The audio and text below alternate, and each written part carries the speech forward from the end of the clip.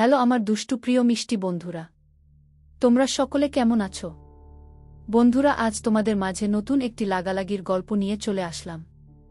বন্ধুরা, গল্পটি শেষ পর্যন্ত দেখলে আপনার দাঁড়িয়ে যাবে, আপনারা হাতের কাজ করতে বাধ্য হবেন।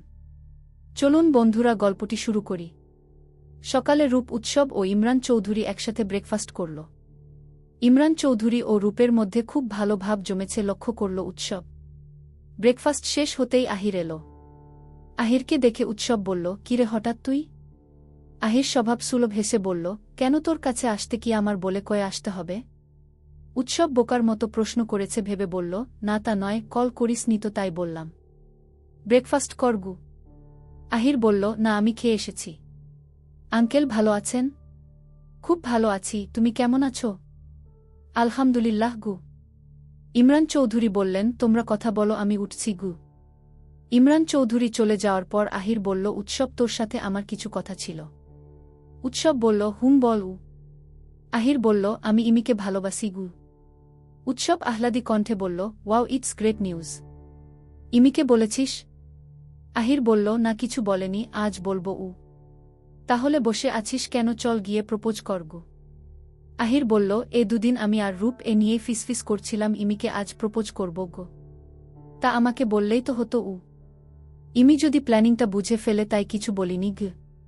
যাই হোক, ইমিকে বার্থডে উইশ করেছিস? না, দুটোই একসাথে করব গো। তাহলে কখন করবি? সন্ধেতে উ। আচ্ছা, কোথায় করবি উ? কোনো রেস্টুরেন্টে গ। রূপ বলল, আচ্ছা, উৎসবের ছাদে করলে কেমন হয়? আসলে প্রপোজ করা হবে তো তাই বলছিলাম গো। রূপের সাথে উৎসব সহমত প্রকাশ করল। আহিরের প্ল্যানিংটা পছন্দ হল। উৎসব জেনি, রায়াত, রোহাকে কল করে বলল উৎসবের বাসায় আসার জন্য। কিছুক্ষণের মধ্যেই সবাই চলে এলো। আহির সবার সামনে আবার বলল, আহির ইমিকে ভালোবাসে, আজ ইমির জন্মদিন, আহির আজকে ইমিকে প্রপোজ করবে। প্ল্যানিং অনুযায়ী কেউই ইমিকে উইশ করল না। রূপ ইমিকে কল করে বলল উৎসব আর ও বাহিরে ঘুরতে বের হয়েছে, টেনশন না করতে। সন্ধেবেলা আহির নিজে গিয়ে ইমিকে উৎসবের বাসায় নিয়ে এলো।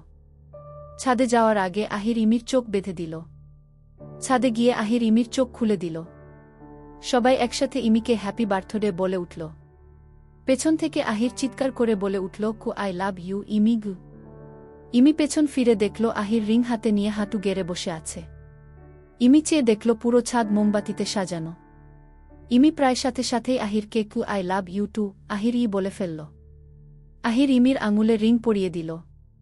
পাশ থেকে উৎসব পার্টি পপার ছুড়ছে, রূপ গোলাপের পাপড়ি ছুড়ছে, রোহা স্নো স্প্রে ছুড়ছে, রায়াত ভিডিও করছে, জেনি গান বাজাচ্ছে।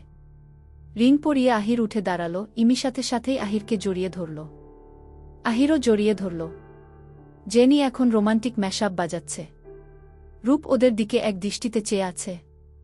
উৎসব রূপের দিকে এক দৃষ্টিতে চেয়ে আছে। কিছুক্ষণ পর রোহা বলল, কিরে আহির, কেকটা কাটতে দিবি না? ছাড় মেয়েটাকে গু। আহির ইমিকে ছেড়ে দিয়ে কেকের কাছে নিয়ে গেল। ইমি কেক কাটল। রাতে সবাই একসাথে বসে আড্ডা দিচ্ছে। রূপ বলল, অনেক রাত হয়ে গিয়েছে, এবার হোস্টেল যাওয়া দরকার উ। রূপের সাথে ইমিও সহমত প্রকাশ করল। সবাই ডিনার করে বাসায় চলে গেল। উৎসব আর আহির গিয়ে রূপ আর ইমিকে হোস্টেল পৌঁছে দিল। এর মধ্যেই কয়েক মাস কেটে গেল। উৎসব আর রূপের সম্পর্কের দিন দিন উন্নতি হচ্ছে। এখন রাতে রূপ উৎসবের গান ছাড়া ঘুমুতে পারে না, ঘুমানোর আগে উৎসবের গান যেন রূপের অভ্যেসে। সকালে ঘুম থেকে উঠে নিজেকে নিজেই গুড মর্নিং জানায় উৎসব। রূপের এই উদ্ভট কাণ্ডগুলো করতে উৎসবের খুব ভালো লাগে। এগুলো এখন উৎসবের অভ্যেসে। প্রতিদিন একবারের জন্য হলেও উৎসব রূপের আর রূপ উৎসবের মাথায় চুমু খায়। রূপের মতো মাথায় চুমু খেলে রূপ উৎসবের মস্তিষ্কে থাকবে। তেমনি উৎসবের ভাবনাগুলো এমন হয়ে গেছে। রূপ যেন উৎসবের অভ্যেসে। সেদিন রূপ বলল, চলো না উৎসব, আজ একটু চাইল্ড কেয়ারে যাই উ। উৎসব বলল, চলো, আমিও অনেক দিন হয়েছে যাই না গিয়ে। রূপ আর উৎসব চাইল্ড কেয়ারে গেল। সেখানে গিয়ে বাচ্চাদের সাথে দুজনেই রং দিয়ে দেয়াল রাঙাল। উৎসব কিছু রং নিয়ে রূপের মুখে দিয়ে দিল। রূপও উৎসবকে রং দেওয়ার জন্য রং হাতে নিয়ে উৎসবের পেছন পেছন দৌড়তে লাগল। হঠাৎই রূপ ইটের সাথে হোঁচট খেয়ে বালিতে পড়ে গেল। উৎসব দৌড়ে এসে রূপকে টেনে তুলল। উৎসব উত্তেজিত কণ্ঠে বলল, একটু দেখে চলবে তো, দেখেছ কি হলো? ধুর, আমারই ভুল হয়েছে, আমি কেন যে দৌড়াতে গেলাম। রূপ বলল, উৎসব আমার কিছুই হয়নি, তুমি শুধুই মন খারাপ করছো গো। উৎসব কোনো কথা বলল না। রূপ মুচকি হেসে রঙের সাথে হাতে থাকা বালিগুলো উৎসবের মুখে মাখিয়ে দিল। উৎসব চুপ করে দাঁড়িয়ে রূপের কাণ্ড কারখানা দেখল। রূপ উৎসবের মুখে রং দিতে পেরে খুশিতে লাফাচ্ছে। উৎসব বলল, চলো বাচ্চাদের কাছে যাই। চলো। বাচ্চাদের কাছে যেতেই বাচ্চারা বলল, আমরা লুকাচুপ্পি খেলব। উৎসব বলল, সেটা আবার কিভাবে খেলে? রূপ বলল, যে চোর হবে সে 1 থেকে 50 পর্যন্ত গুনবে, তার মধ্যে সবাই লুকিয়ে পড়বে। চোর যাকে আগে দেখবে সেই চোর হবে। তারপর একে একে চোর সবাইকে খুঁজে বের করবে গে। উৎসব বলল, আচ্ছা আমি চোর, যাও সবাই লুকিয়ে পড়ো। 1 থেকে 50 গুণে উৎসব সবাইকে খোঁজা শুরু করল, কিন্তু কাউকেই দেখতে পাচ্ছে না। ধীরে ধীরে উৎসব সবাইকে খুঁজে পেয়ে গেল, কিন্তু রূপকে খুঁজে পাচ্ছে না। উৎসব বাচ্চাদের বলল, রূপ কোথায়? মীরা বলল, রূপকে খুঁজে বের করো। উৎসব রূপকে খোঁজায় ব্যস্ত হয়ে পড়ল। কিছুক্ষণ খুঁজে উৎসব ক্লাসরুমে গেল। ওখানে যেতেই উৎসবের মনে হল রূপ এখানে আছে। কিন্তু কোথায় রূপ? উৎসব যেতে যেতে ক্লাসরুমের শেষ দেয়ালে গিয়ে দেখল রূপ বেঞ্চের নিচে চুপ করে বসে আছে। উৎসব বেঞ্চের নিচে গিয়ে ফিসফিসিয়ে বলল, এখানে কি করছো? রূপ মন খারাপের গলায় বলল, তুমি এখান থেকেও আমার খুঁজে বের করলে। উৎসব বলল, আমাকে ছেড়ে চলে যাওয়া এতটাই সহজ নাকি? রূপ আর কিছু বলল না, উৎসবকে জড়িয়ে ধরল। উৎসব আরও শক্ত করে রূপকে জড়িয়ে ধরল। পরন্ত বিকেলে রূপ আর উৎসব বালির উপর দিয়ে হাঁটাহাঁটি করছে। হঠাৎ করেই রূপ বলল, উৎসব আমি পিঠে চড়ব গো।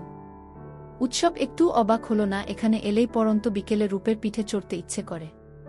উৎসব বলল, উঠুন রানী সাহেবা, এটা তো কর্তব্য। রূপ বলিউড হাসি দিয়ে উৎসবের পিঠে চড়ে কাঁধে হাত রাখল। উৎসব রূপের হাত দুটো ধরে রূপকে পিঠে চড়িয়ে হাঁটতে লাগল। কলিকা এবার রূপের একটা ছবি এঁকেছে। রূপ সেটিকে নিয়ে এসেছে। সন্ধে বেলা উৎসব রূপকে হোস্টেল পৌঁছে দিয়ে গেল। রুমে এসে দেখল ইমি আহিরের সাথে কথা বলেছে। কথা বলতে বলতে ইমির মুখ খুশিতে চকমক করছে। রূপ ইমির দিকে তাকিয়ে একটা হাসি দিল। ইমি বলল, রূপ তুই কখন এসেছিস? আমি খেয়াল করিনি গিয়ে। রূপ একটু হেসে বলল, মাত্রই এসেছি, তুই কথা মনোযোগ দে, আমি ফ্রেশ হয়ে আসছি গু। রাতে উৎসব রূপকে কল করল। কি করছো? তেমন কিছু না গে। কেমন কিছু? পড়ছিলাম। তুমি? এই শুলাম মাত্র। ঘুমুবে কখন?